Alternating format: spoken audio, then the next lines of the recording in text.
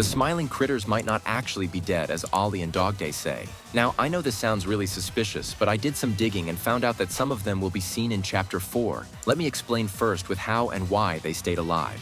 In 1989, the smiling critters were created, and soon after Theodore and 7 other orphans were turned into the smiling critters. We see in the book that the first experiment was Bobby Bearhug, who would not be able to speak, hear, or stand.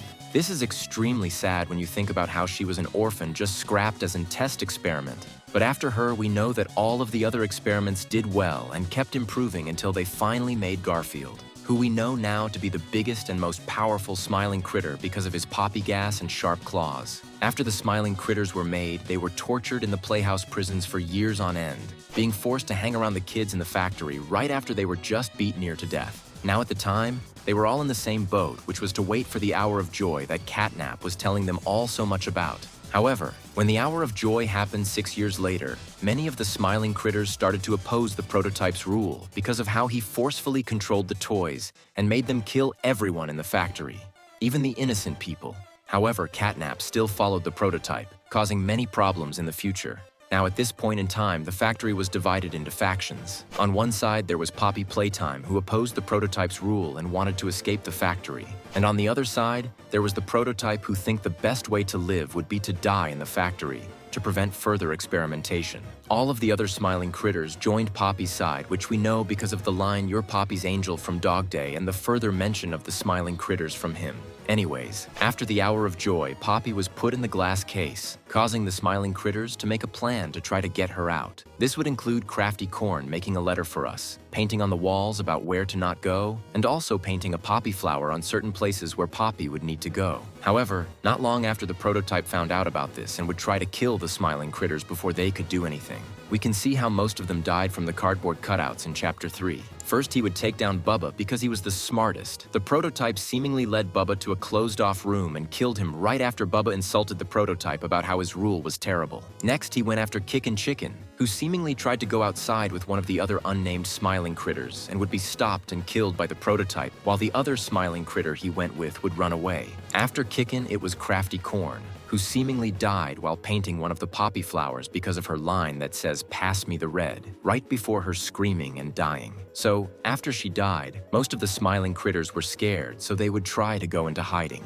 We know that Hoppy Hopscotch was trying to get one of the smiling critters to jump, most likely Bobby Bearhug, because at this point in time she would have time to recover, but not enough time to have learned how to jump. But unfortunately, while she was trying to teach Bobby, she fell off of some sort of platform deep below the factory, which was most likely where we are going to be in Chapter 4. After Hoppy, we have Picky, who is the most disturbing smiling critter of them all. Her lines are different than everyone else's. They start off normal until we get near the end, where she admits to eating her fellow smiling critters. She admitted to eating Kickin', Bubba, and Crafty, and from my guess, she was fed them by the prototype to keep her quiet, or she is on the prototype's side like how Catnap is, and would do anything to just eat more. After seeing the atrocities that happened to all of his friends, DogDay would try to go to Catnap and play a game with him. Catnap, of course, would refuse and would just stand there, wondering why in his eyes a traitor would try to still talk to him. DogDay would try to explain to Catnap why he can't stay at the factory, trying to convince him to go with him and escape somehow. However, this offer was short-lived as the prototype showed up and ripped DogDay in half, nearly killing him and leaving him there. However, because of how twisted the prototype is, he would get DogDay and would torture him,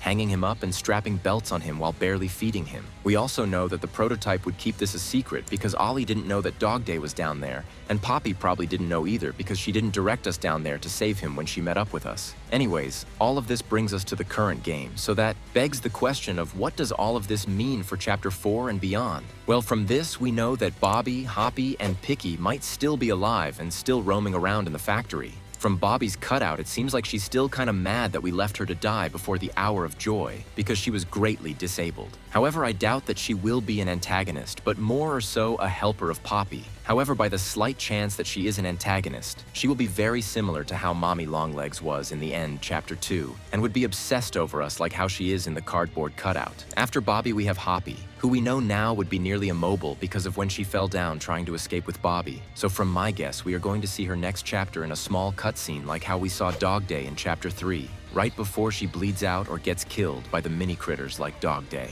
After Hoppy, we have Picky, who who we know will definitely be an antagonist. Let's go back to her cardboard cutout. We see how at the end she asks if we want to be friends with her after she just said she ate all of her other friends, which is a pretty obvious hint that she wants to eat us more than a 600-pound sister wants to eat a double quarter pounder with cheese. Anyways, we know she also is working with the prototype, so she possibly could have been the one to have dragged Kissy, trying to get the prototype to kill her before she eats her. Now you might be asking, why does this video last a few more minutes? Well, I haven't talked about one smiling critter who will be coming back, DogDay. After DogDay got possessed in Chapter 3, he chased us and we got away after closing the shed, we all know that. But there's one very important detail that the developers put in after that chase scene. We never see possessed DogDay die, but instead he only screamed and beat at the door after trying to kill us. This means that possessed DogDay is still alive and roaming throughout the factory. This could mean many things. For one, we know that the mini-critters work in a similar way to sequids from Invincible, where they are easily avoidable until they have a host which would lead all of them to do horrible things. For the mini-critters, DogDay was the host, and after they took him, from my guess, they all united to somehow get out of the playhouse and to help the prototype.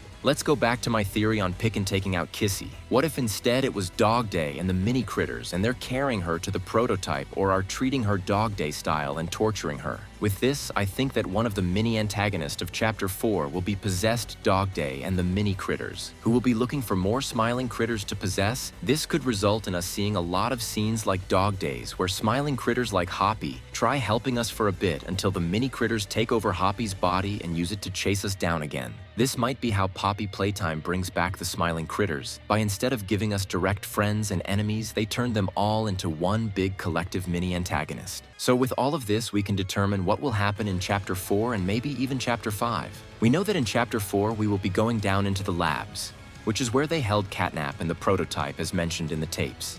As we explore the labs, we will eventually stumble across Bobby Bearhug in her cell, trying to stand up and talk to us as we approach. She will most likely ask about DogDay, and I'm guessing as soon as we tell her, she will freak out because she knows that the mini-critters are coming after us. After this, they will come into the room with DogDay and consume her, prompting another chase scene with two of the smiling critters. After this, we have Hoppy, who if isn't dead, will most likely be somewhat crippled from the fall and also barley living. We will probably also see her get devoured by the mini-critters too, causing another chase scene.